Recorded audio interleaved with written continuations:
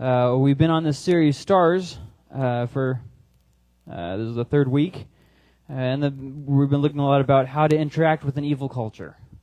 We looked at how our obedience to God speaks, like in the case of Noah, a preacher of righteousness who never said a word, and how our service makes a difference, as in the case of Lot, where he's living in Sodom and Gomorrah, a very evil place, and yet his service made a difference. His hospitality made a difference. And I see a problem that happens, it just repeats itself over and over and over again. And the problem is that as Christians, we've kind of learned how to despise without sympathy.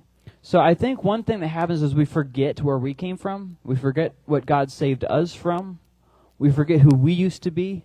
And then we see the people in the world and we see, man, they're so evil, the culture's so wicked, the people are so... And I mean, it's true, but at the same time, remember that we aren't such good people. We've just been saved by grace. It's not something where, I have my act together and they're such a big problem. No. Jesus is the difference. It's not good citizens that are in the church. It's people who are saved by Jesus who are in the church. That's the defining thing. So we kind of go to one or two extremes, and I mentioned this last week. We rant and rave and hate, or we ignore. When we deal with the world, we either ignore people who we don't agree with them, usually moral disagreement, a little bit more than just having a difference of opinion, or we rant and rave and yell and scream at them. And I think both views are proving inadequate, but the problem is, so then what are you supposed to do? And that takes us to the story that we're going to look at today. And the main idea I want you to get from this, the main point, if our attitude is bad, okay, our actions are going to be bad. From the inside will come outward, if you will. So let's look at today's story. So you have Israel, also called Jacob, depending on the parts. This is the grandson of Abraham, the father of the nation of Israel, okay?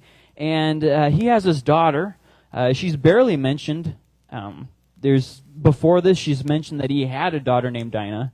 And then you get into the story, and even though most of the events in the story are regarding her, she's not even the main character of the story. She's just kind of like the spark, if you will. And the rest of the story actually has to do with Simeon and Levi, two of Jacob's sons, and Jacob himself. So let's kind of look at this. It starts it's an entire chapter we're going to read. So Genesis 34. Leah's daughter, Dinah, whom Leah bore to Jacob, went out to see some of the young women of the area. When Shechem, son of Hamor the Hivite, who was the region's chieftain, saw her, he took her and raped her. He became infatuated with Jacob's daughter, Dinah. He loved the young girl and spoke tenderly to her. "Get me this girl as a wife," he told his father. "I have to have her." Jacob heard that Shechem had defiled his daughter Dinah. But since his sons were with his livestock in the field, he remained silent until they returned. Meanwhile, Shechem's father Hamor came to speak with Jacob. Now, Jacob's sons returned from the field when they heard about the incident. They were deeply grieved and very angry. So let's see what's going on here, okay? They're living outside of the city.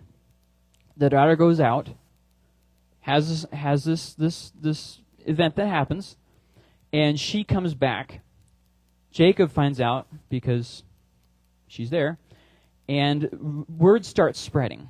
Now the father, potential future father-in-law, comes, and the sons, hearing about it, they also come. So you see how this progression, the word is spreading, so this is not like a quiet event. This is something everybody's kind of finding out about.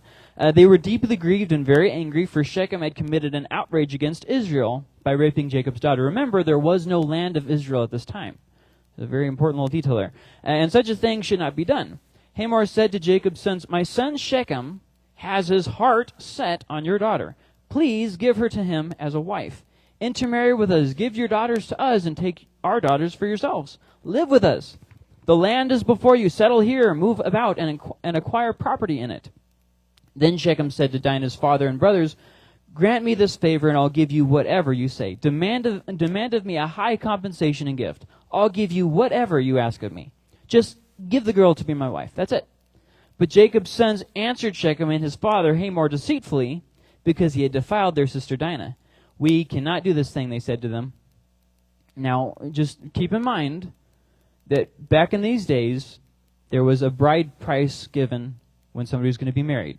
We don't really see that too much nowadays, but so just keep that in mind, okay? Giving our sister to an uncircumcised man is a disgrace to us. We will agree with you only on this condition. If all your males are circumcised as we are, then we will give you our daughters to take your daughters for ourselves, live with you, and become one people. But if you will not listen to us and be circumcised, then we will take our daughter and go. Their words seemed good to Hamor and his son Shechem. No financial cost whatsoever to intermarry. It's kind of a big deal. This young man did not delay doing this because he was delighted with Jacob's daughter, so he went and got circumcised. Now, he was the most important in all his father's family. So Hamor and his son Shechem went to the gate of their city and spoke to the men of their city. These men are peaceful toward us, they said. Let them live in our land and move about in it, for indeed the region is large enough for them.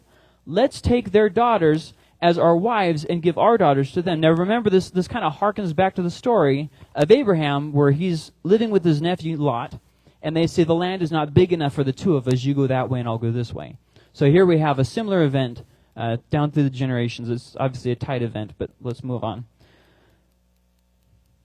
But the men will agree to live with us and be one people only on this condition, if all our men are circumcised as they are. Won't their livestock, their possessions, and all their animals become ours? Only let's agree with them, and they will live with us. All the men who had come to the city gates listened to Hamor and his son Shechem, and all those men were circumcised. On the third day, when they were still in pain, two of Jacob's sons, Simeon and Levi, who became two tribes in Israel, Dinah's brothers, took their swords, went into the unsuspecting city, and killed every male. They killed Hamor and his son Shechem with their swords, took Dinah from Shechem's house, and went away. Jacob's sons came to the slaughter and plundered the city because their sister had been defiled. They took their flocks, herds, donkeys, and whatever was in the city and in the field. They captured all their possessions, dependents, and wives, and plundered everything in the house, or houses. Then Jacob said to Simeon and Levi, "You have brought trouble on me, making me odious to the inhabitants of the land. The Canaanites and the Perizzites, we are few in number. If they unite against me and attack me, I and my household will be destroyed." But they answered, "Should he treat our sister like a prostitute?" So you got this story, and it just doesn't really seem to fit. And you got to ask the question, why is he even in here? Like you've got, God's promises to his people. He's creating a people. And so Jacob has been off, living up in the north, and he comes back to the promised land. And then you have this story that comes out of nowhere. And it just doesn't even seem to fit the flow. But before we get into the different elements of the story, there's a couple things I want to mention. In most, if not every single English translation, it's going to say something along the lines of that how she was raped. Well, the word translated to mean rape doesn't always mean that. In our idea, we think of rape as forcing yourself on another. Well, in this word, how it's used in various sources, it kind of has the idea of it can be that, but it can also be something where the man initiates something like, "Hey, baby," and then it just kind of escalates from there, where she might have had a part to play in it. Once again, that really doesn't come across in your English translation, but there is definitely that idea there. The unfortunate bit about all this is we really don't have anything in the story that says Dinah's view or attitude or anything. It just she just kind of it's like I say, it's kind of funny because the story really is she's the spark for this event happening, and yet we really don't have a whole lot about her. We don't know her feelings on this issue, if she was okay with marrying Shechem, what's going on here. We really don't know. We just know that she left, had an unfortunate series of events, and then more unfortunate events, and then she was taken away. And that's all that we know. And so, okay, let's keep this in mind. We're going forward from there.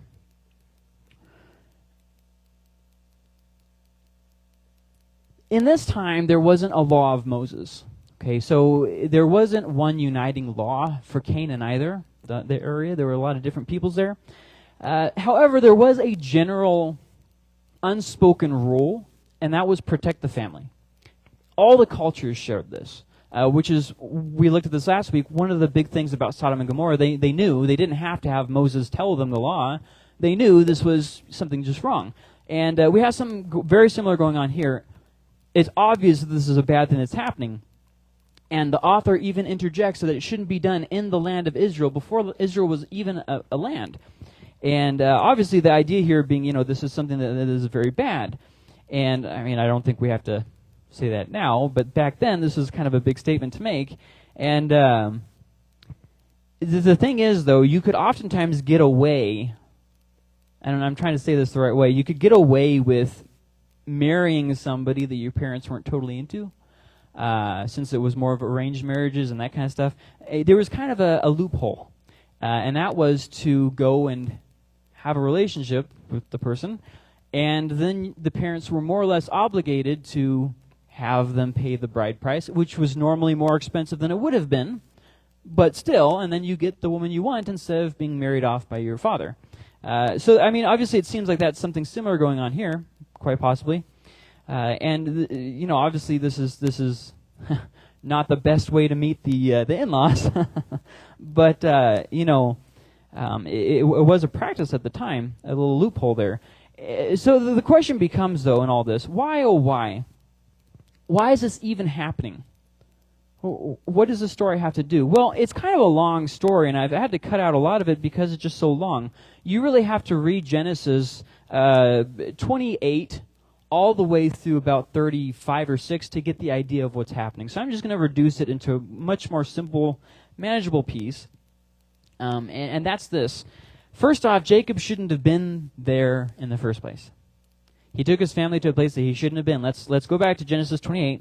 So Isaac summoned Jacob, blessed him, and commanded him, Isaac being Jacob's father, do not marry a Canaanite girl. Marry one of the daughters of Laban, your mother's brother. Whoops.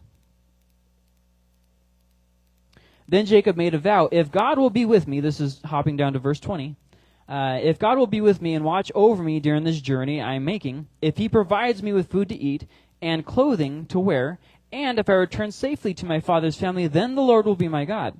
This stone that I have set up as a marker will be God's house, and I will give to you a tenth of all that you give me.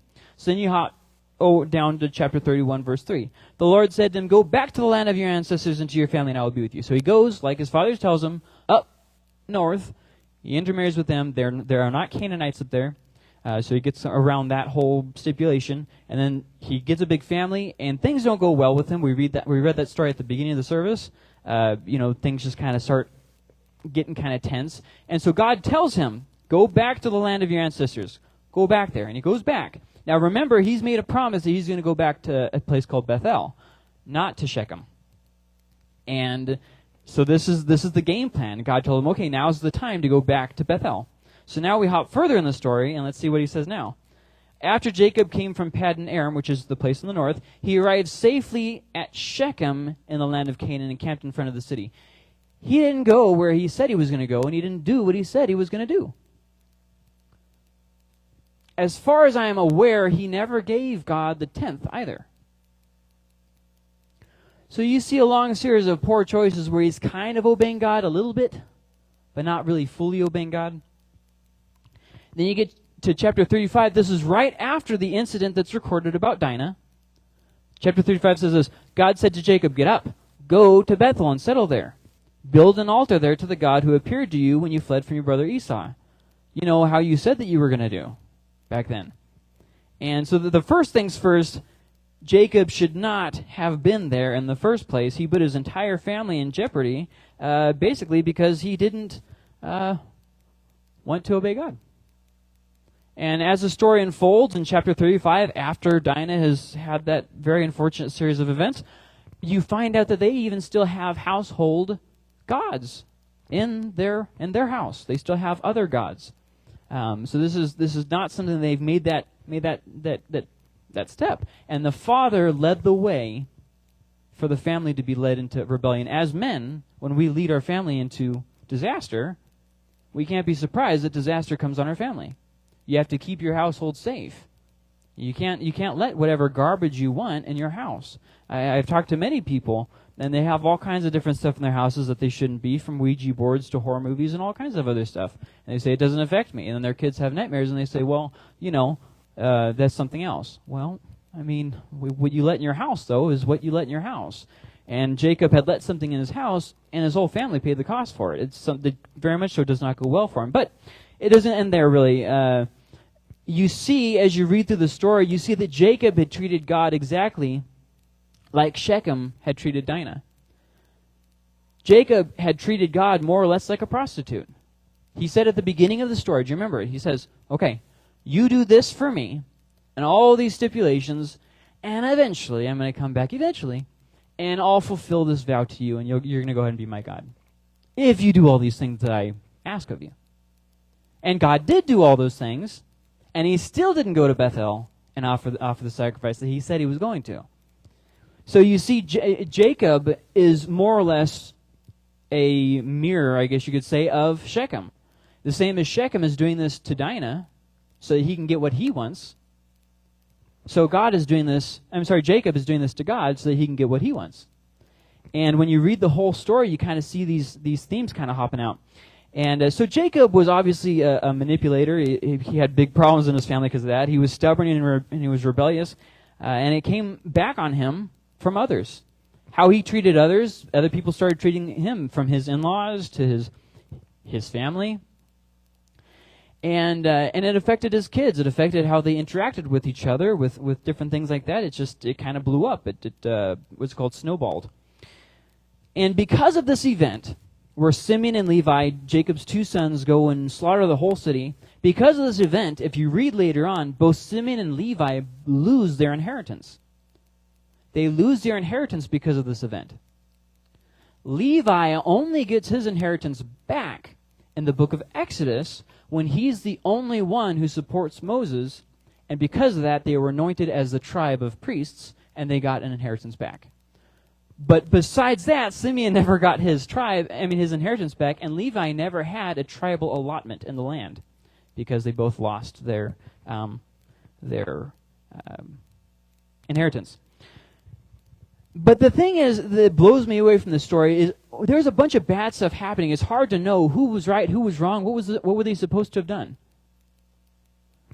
You got a bunch of complex characters doing a bunch of complex things, but one thing that always hops out to me in the story is that God used this to keep Israel from mingling with the Canaanites. Chapter 34 should not have happened. It should not have been dealt with in the way that it did, and it shouldn't have happened in the first place. But it did happen, and God used it as an opportunity to keep Israel from becoming like the Canaanites by intermarrying with them, which is a big theme all throughout the book of Genesis and Exodus and Leviticus and Numbers and Deuteronomy, and on throughout a lot of the Old Testament.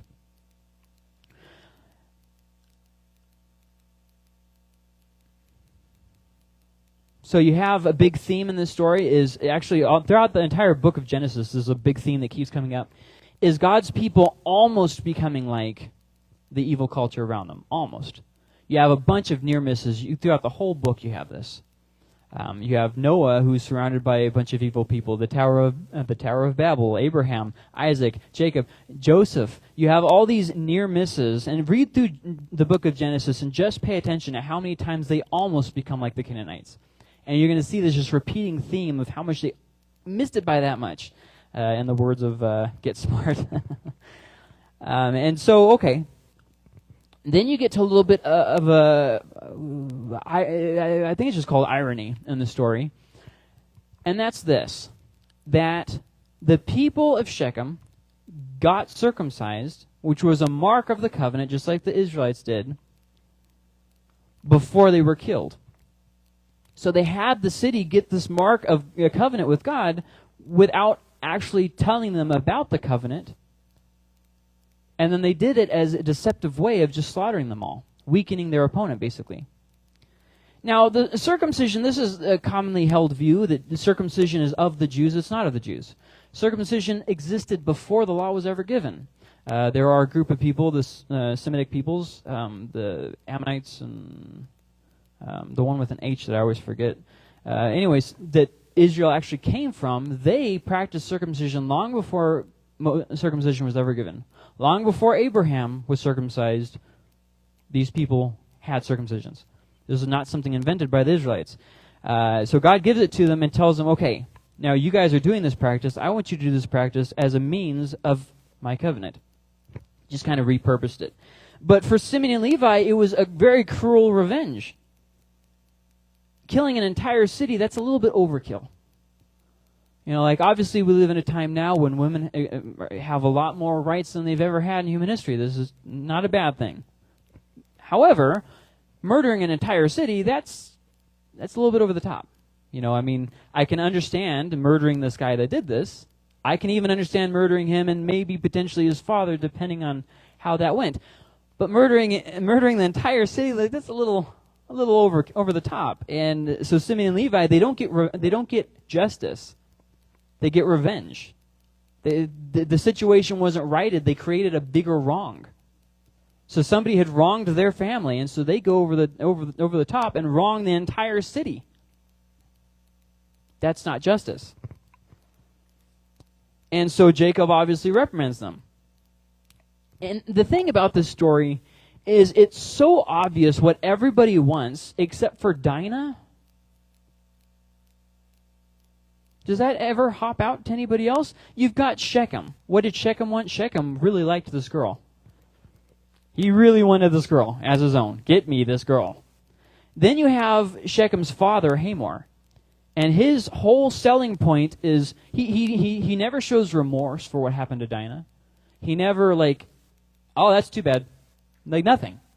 All that he says is, hey, here's an opportunity for us to get rich. We can intermarry with these people, and all their cattle is going to become ours. That's his big selling point. And so obviously then the city's like, yeah, let's do that. So all that they wanted was money. They wanted a profit. And Simeon and Levi, what did they want? They wanted revenge for the dishonor done to their family. Nobody seems to actually care what Dinah even wants in this story. You have Jacob, keeps his mouth shut until his kids come home, to have a family meeting of sorts. And so, I mean, the ability to sit there patiently like that, hats off to Jacob. But even Jacob's more or less a little bit quiet. What did Jacob want to come from this? Because if you notice during the negotiations, Jacob doesn't really say much. His sons kind of take over. And they say, okay, here's what we're going to do. And Jacob just kind of sits there. So you have Jacob is silent, Dinah is silent, and all these other people are making all the big decisions. And the thing is, Jacob was right. This overreaction did make them an odor to the people around them. In fact, as you read the story, you find out that this is the end of their conflicts with the Canaanites. Abraham had conflicts with Canaanites. Isaac had conflicts with Canaanites. Jacob had conflicts with Canaanites. Until you get to this part, and then all of a sudden, the Canaanites don't even enter the story anymore. And I think the obvious reason is because they were kind of afraid, like, these people are crazy, they'll murder us all, let's just keep to ourselves. So this is what it seems like. It doesn't actually say that, but if that was me, that's what I would do. Hey, these people just slaughtered an entire city, let's kind of give them a wide berth. And so Jacob was right. And the thing is, the sons were also right. Simeon and Levi were also right. It shouldn't have happened. They shouldn't have treated Dinah like that. This is a big deal. They were right.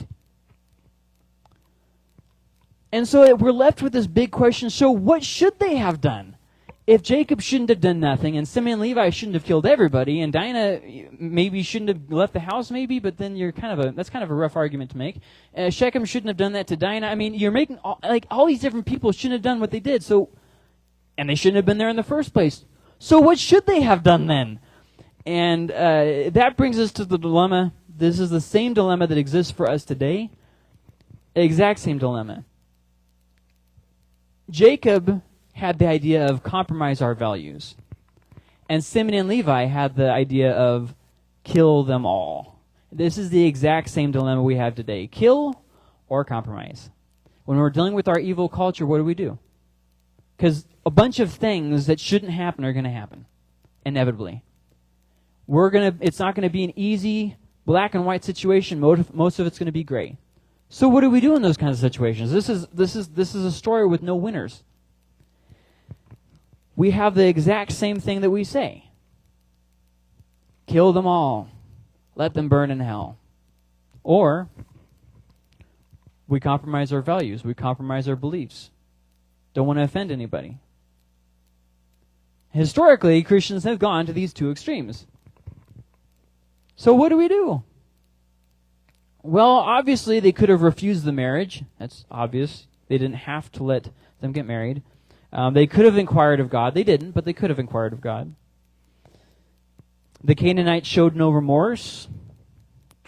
So what do? Well, there really is no easy answer. I'm going to turn to Ephesians 5:15-16 for just a second. Pay careful attention then to how you walk, not as unwise people, but as wise. Was Jacob acting wise? Was Simeon and Levi acting wise? Making the most of the time because the days are evil. So there really is no easy answer to the story, but we do know that conflict with our culture is a guaranteed reality. We are going to have conflict with the culture. When we live out our beliefs, we're going to have conflict with the culture. Especially in the days that we live in. We live in a day where people are very in your face about their beliefs. I mean, nowadays you're more likely to get your head chewed off about using somebody's wrong pronouns. I mean, it's what a day to be alive, right? What an opportunity to be a light. So how can you avoid conflict when you have people getting all up in your face because you accidentally called them something that they didn't want to be called? How do you deal with that?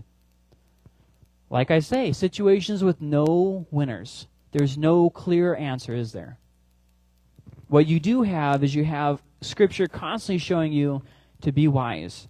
And you have Simeon and Levi not being wise, and you have Jacob not being wise. Because even if you obey God fully, there are going to be situations and times when it still doesn't go well for you. We see this with Jesus. Jesus did nothing wrong, and it did not go well for him. Paul did nothing wrong, and yet it did not go well for him. They had to face times of going... Job did nothing wrong. And I mean, you see it all throughout the Bible, righteous people suffering for not doing anything wrong. And this is what you see in this story, though. You see Jacob respond in fear, and you see his sons respond in hate. So Jacob was afraid of what was going to happen, and so he just wanted to make peace, even though it would have meant compromise. Even though he knows that his grandfather said, do not intermarry with the people of the land. Even though he knows his father said, do not intermarry with the people of the land. Even though he knows God himself said, do not intermarry with the people of the land. He is still motivated by fear. What will the people think? I have to appease the people. Everything has to be okay with the people. And then you have his sons. Well, they really don't care about what God has to say, what Jacob has to say. They just know something wrong has happened, and they're going to try and fix it. How are they going to fix it? With hate. Murder them all. Just kill them all. And I would say that one of the things we can definitely take away from this story is we can't respond to the evil of our culture with fear or hate. Neither of these solutions are good. Now, obviously, there's a little bit of a words are used a little bit differently now than their dictionary definition. Like, for instance, maybe you're going to be called a homophobe for some things. Or a transphobe. It doesn't actually mean that you are afraid of these people. It just means that you disagree with them, which is obviously it's a poor way to describe something, but whatever. I mean, you're not going to correct the entire culture and their use of the English language. But anyways, and the thing is, fear and hate always lead to more or less of, what's it called? Like a foregone conclusion, something that it's predictable. That's the word I'm looking for. Are going to lead to a predictable pattern. Fear is always going to lead to appeasing. I'm afraid of what could happen, so we have to appease, right? I'm afraid of trying out this new ministry because it might cost too much. It might hurt people's feelings. Somebody might leave the church. Maybe nobody will come. So you operate from a place of fear, trying to appease everybody. It's the same thing with the world, too. Well, I'm afraid of what people will think. I don't want to rub people the wrong way. I don't want people to get offended.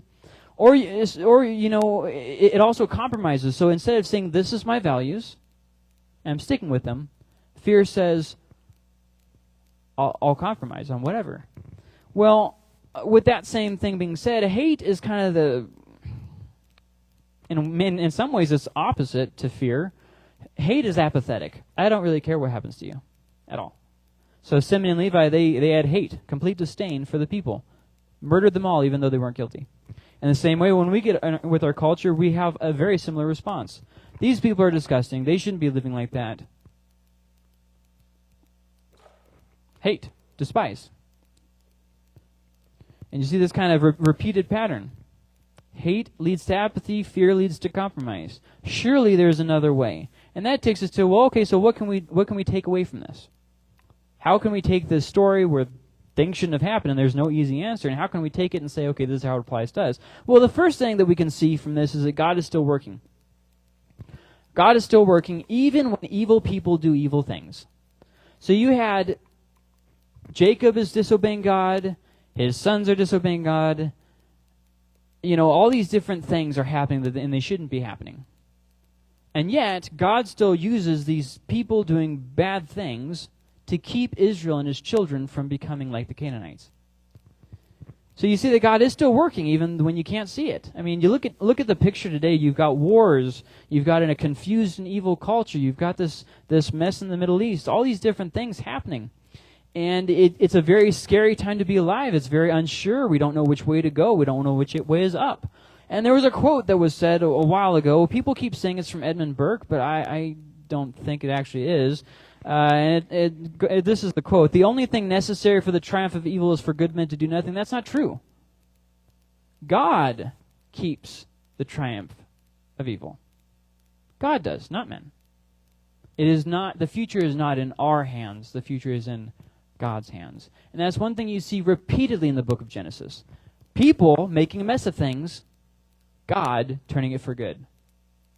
That's the entire book of Genesis summarized. People making a mess, God making it for the best. Don't feel like it all rests on your hands, because it doesn't. It doesn't. The sun will come up, the sun will go down, and at the end of the day, God will still be on the throne. God is still working. He's still above it all. He knew what was going to happen in our days. He knew what was going to happen in the culture. He knew all these things. He's still in control. It doesn't fall to us to fix it. And that's a good thing. That means we don't have to worry so much about it. Just kind of let go a little bit. Pray more. Don't stress. Pray. Obviously, you have to stand up for what's right. Obviously. Vote. Do your part. Absolutely stand up for what's right. However, in that, remember to accept mistreatment. Accept it. Our heart is really the most important aspect of this. You're going to make mistakes, just like Simeon and Levi, just like Jacob. When it happens, keep your heart right. And, really, honestly, Genesis 34 is really about the attitude. It's about the heart. The second thing we can take away from this is we have the same temptation to become like the culture as Jacob had. The exact same temptation. And we will continue to have this temptation until the day that Jesus returns. This is just going to be the constant fact of living in a fallen world. And we have to watch for bad attitudes. We have to watch for foolish words, because that's how the world operates. That shouldn't be how we operate. Romans says this: "Do not repay anyone evil for evil. Give careful thought to do what is honorable in everyone's eyes. If possible, as far as it depends on you, live at peace with everyone." Well, that wasn't possible in the case of Jacob, was it? They kind of escalated things all by themselves, and they couldn't have been resolved that way. "Friends, do not avenge yourself. Instead, leave room for God's wrath, because it is written, 'Vengeance belongs to me. I will repay,' says the Lord. But if your enemy is hungry, feed him. If you take it into your own hands, then God will usually back off and let you have it." Like with Simeon and Levi. Did they ever get to see God move in the situation? No. They didn't inquire of God. They didn't listen for God. They took it into their own hands and slaughtered everybody. "If he is thirsty, give him something to drink, for in so doing you will be heaping fiery coals on his head. Do not be conquered by evil, but conquer evil with good." Do you think that Simeon and Levi were conquered with evil? Kind of seems like it, huh? In our culture, we're going to have the exact same thing happen to us. We're going to have evil things done, even more so as the day approaches, not less. Things are going to get worse, not better. And when these things inevitably happen, yes, it is important that we stand for truth, we stand up for what's right. but our attitude is definitely going to come out through our actions. And whereas I don't think it's the right move to try and accommodate the culture, I don't think that's the right move. I really don't. They have this whole thing nowadays where my preferred pronouns. What's your preferred pronouns? There is no such thing. It's what is or what isn't. And that's obviously not going to be very popular in our culture. So there isn't that. But the thing is, you also don't have to go and start fights either. You know what I mean? You can be wise with how you address things. You can be wise with how you interact with people. You can be wise with how you present Jesus. You don't have to go around just telling them how stupid their ideas are. You see what I mean? Like there is a point when you can say, okay, so obviously I don't agree with this, but for this it's probably best if I just close my mouth. Remember Noah? Didn't say a word but preached. Remember Lot? That he was serving an evil city even though they were actively trying to hurt him. And then we see here in this story where the consequences of responding in fear or hate, neither solution is going to work. We can take from this story and we can say, whatever happens with us in the future, we can't do what Simeon and Levi did. We can't hate the people that we're called to love and serve. But we also can't compromise our values. There has to be a middle way. There has to be a different way. We can't go to fear or hate. Lord, I pray you give us grace to endure evil, the evil days that we find ourselves in, the evil around us. Lord, you would give us patience because we control our response. They might do evil, but we still control how we respond to that. And their evil does not excuse our action. So, Lord, I pray you'd give us grace to endure the evil days that we find ourselves in. That we'd go to them with patience and gentleness. And remember to be, as lambs. Lord, I pray you'd give us courage and wisdom to stand for what is right. Your word says that when Jesus was insulted, he didn't insult back. And when he suffered, he didn't threaten. Lord, I pray that you'd also build that in us. That we would endure in an evil culture and respond neither in fear or hate, but even as your Son would in love. That we would sacrifice ourselves and give of ourselves for others, even if they don't do the right thing. Lord, we love you. May your name always be praised in our hearts. God, we need your Holy Spirit in these days. We need a fresh anointing, a fresh direction, that we can look at these days and not be bothered. Look at these days with peace in our hearts and peace in our souls. That even as we see the world implode on itself, we would have hope that transcends that. Lord, that we'd always keep our eyes on you. Not on the things in the news, not on the things in the culture, but on you. Give us courage and wisdom, O God. We love you. Amen.